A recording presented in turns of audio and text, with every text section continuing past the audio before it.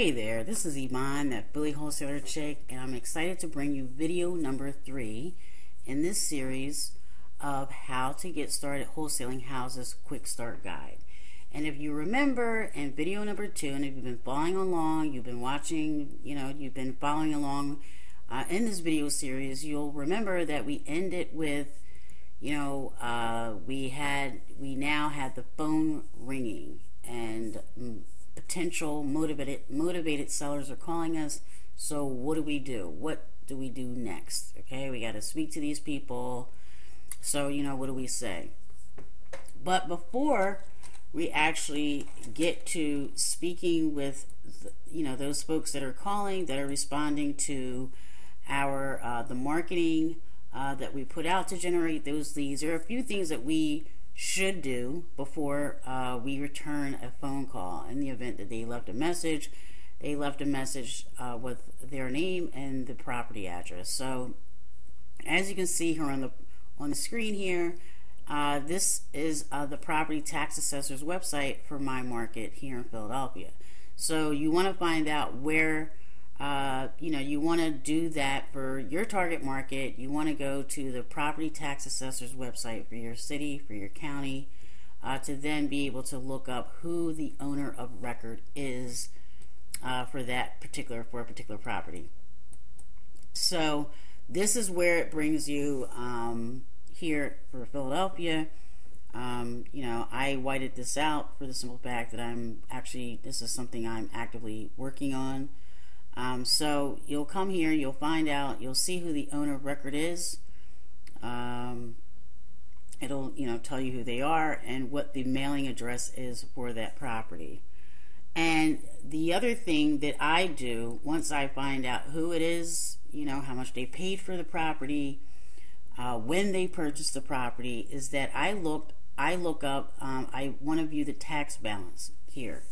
So this is the screen that it will bring me to view the tax balance for a particular property. And in this example, there aren't any back property taxes. However, when I do see back property taxes, I get really, really excited for the simple fact that it helps me to better negotiate my offer price. So you want to take note, as you're doing your research, you're doing your due diligence, of whether there are any back property taxes or not, if you are able to do that. I can't really say whether, where to find that information for your area. You have to figure that out for yourself. So you just, Google's our friend. You can Google that information. So, all right, so now I know that they don't have any back property taxes. And so I also want to know whether this property is listed on the MLS. And actually, I probably should have put this as a first step after, I listen and hear who's calling about what. Is to, because essentially if I find out that their property is listed on MLS, kind of like, it's like, what's the point almost, However, all is not lost because, listing agreements have expiration dates. So typically, typically a listing agreement is for 6 months. So who knows? It could be at the end of that listing agreement period. So you want to, if it is listed on the MLS, don't lose hope. You just want to find out when that listing agreement expires. So this particular property is not listed with the MLS. So the next thing that I want to do is I want to know, where I should be price-wise. What should my offer price be for this particular property? So you can simply, if you don't have MLS access, you can use, there's, many resources out there for you to determine where you should be, where you should be in terms of an offer price. I personally have used Zillow, and the other site that I'm going to share with you, prior to me having MLS access. So that's the reason why, excuse me, I'm sharing these two sites with you, because I've personally used them. I haven't used other ones, so that's the reason why. So to find, you want to go to Zillow.com, and you'll see on that, once you click the you'll click that link for that property address. It'll take you to another screen, and on that screen it will show you what what properties have been recently listed, what they are listed for currently, and below that section you'll find what properties have recently sold in and around your particular property. So this is where you'll come to once you click that link for those properties that have recently sold. And so I can't speak for where you're located or where your target market, but generally you should be able to easily figure out where you should what the cash buyer comps are. So because they are considerably lower than what the other properties have sold for. So you can use Zillow. It'll give you the number of beds, the baths, what year it was built, the interior square footage, and things of that nature, and of course the price. So you want to pay close attention to that information. So, and the next site that I think I actually would highly recommend that you use is findcompsnow.com. Okay, findcompsnow.com also, as I mentioned, is a free site. And so once you come here, you simply want to go to where it says what's that property worth. You want to type in that property address, and once you type in that property address, it's going to bring you to this screen here. And there's quite a few things I want you to pay attention to. One is the actual sales date of when the property sold, and that's this arrow here. And then there's the distance, okay, how far that property that sold, how far they were from the property, your subject property. And with findcompsnow.com, I think you can only do a mile out or more, and so you really want to be, you want comps that are at a quarter mile, because it gives you a better picture of really what a property is worth. At the very most, you don't want to be out, you want to be at half a mile. And so in this example here, for that particular property, it sold for this one property sold the first box for $30,000, and I think it was at 0.38 miles. So it was a little bit more than a quarter mile, less than half a mile. The second property here that I have highlighted is that it sold, I believe, for $35,000, and it was at a 0.52 miles, meaning it was slightly more than a half mile from this subject property. But this section here is really kind of powerful, because this is your offer chart, and it starts you at 30%, and at 30% it's telling me that my offer should be $21,000 and some other $21,891 or something like that. So you can rely on that to kind of be where you need to to determine where you need to be, based on the properties that have sold for cash.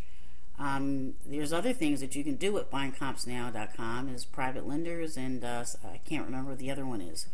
But this is a great site. So if you don't have access to the MLS, this is your next best thing to using it, in my opinion, because as I said, I haven't used, I only use Zillow and findcompsnow.com, and if you know how to use them, they definitely are suffice in doing what you need it to do for you, which is to determine where you need to be. So, all right, so now we have an idea where we should be, right? So now it's time to call this property owner back, because we have all this information.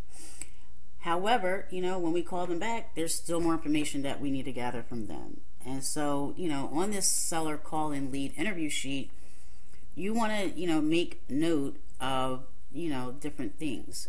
For example, you want to put the property address down, when you spoke to the person, maybe where you if you had, several forms of marketing going on at one time, when you want to make it, because then you want to keep track of, what marketing methods are working best for you. And so you want to really, kind of ramp that up if you can. So you want to, most importantly, you need to know what the number of beds are, the number of baths are, what the condition of the property is in, what the when the last time the mechanicals were updated, such as the roof, electrical, plumbing, heating, those things you want to take note of. You also want to find out whether this property is free and clear. You want to know, if it isn't, what the mortgage balance is. You also want to find out whether there are any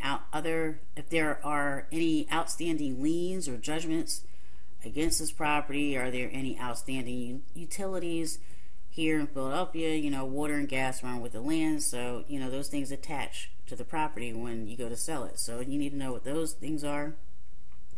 So all right. So either on this phone call, this is what you can say after gathering all the information that you need to gather, is that typically we're looking to with properties of this type in this particular area, we're generally looking to pay all cash between 10 and 20. Whatever that number is for you, that's what you need to say. And or you can simply ask them what it is that they need in order to sell. If you were able to buy the property as is, all cash in 30 days or less, what is it that they would need in order to sell the property.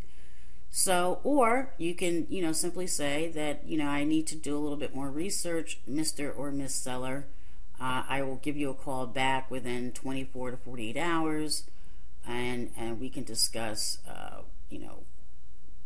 hopefully we can come to some kind of an agreement as to what we're both able to do in terms of, you selling the property and us buying the property. So hopefully, as always, I hope that you found tremendous value in this information, in this content. And as I've been saying, you should be able to take this information in video 1, video 2, number 3, and subsequent videos and get deals done. There's no reason why you should not be able to do deals, to do this business. There's no reason, there's no excuse, unless you're just absolutely not doing anything. So, until the next video.